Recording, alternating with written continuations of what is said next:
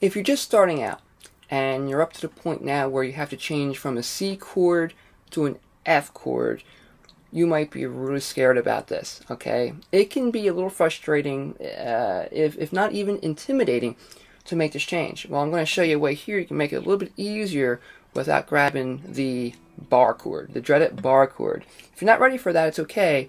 We're going to do this instead, and it's going to sound great. So let's grab the C chord. Alright, now what we're going to do to go to the F is take your pinky, glide it along your third, right to the fourth string, under the third finger, and drop your 2 down to the third string. And we have an F chord, okay?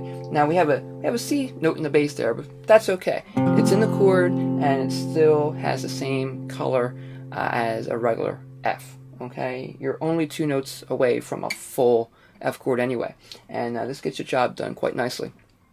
So again, here's the C, and then here's the F.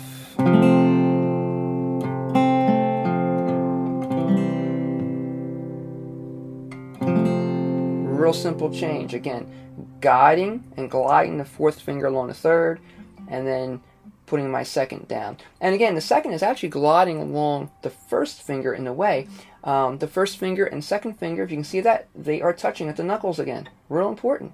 So it doesn't stray too far or get lost and wander away from your other fingers.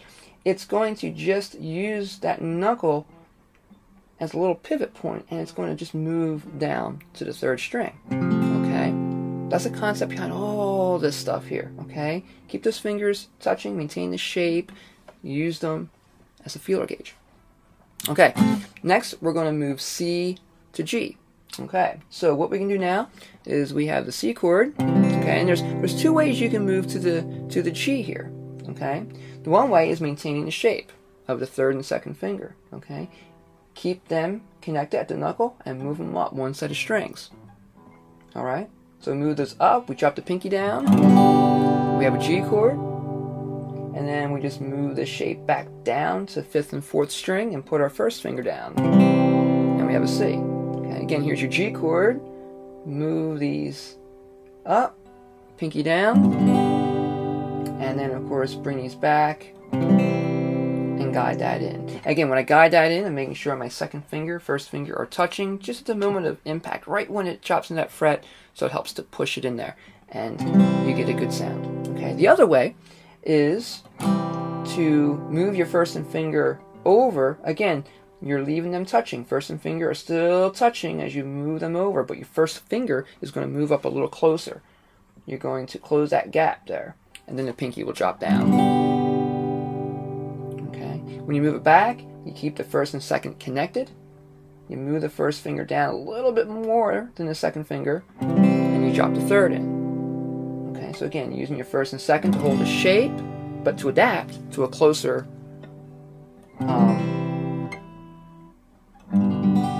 shape, and then practice moving back and forth to get used to that. Okay? Alright, now we're going to do C to G7.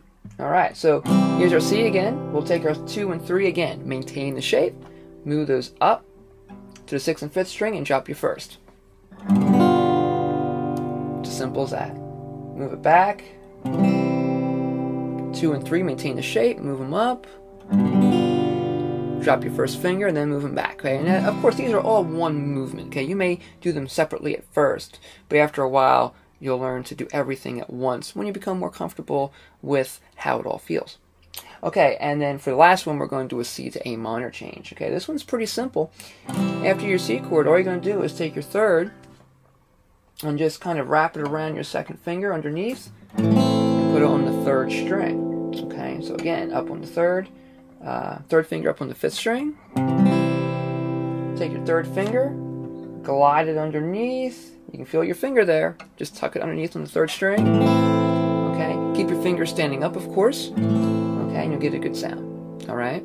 Most important thing again is using your fingers as a gauge. Keep them tight. Keep the shape tight, and you'll be able to make that change much more efficiently.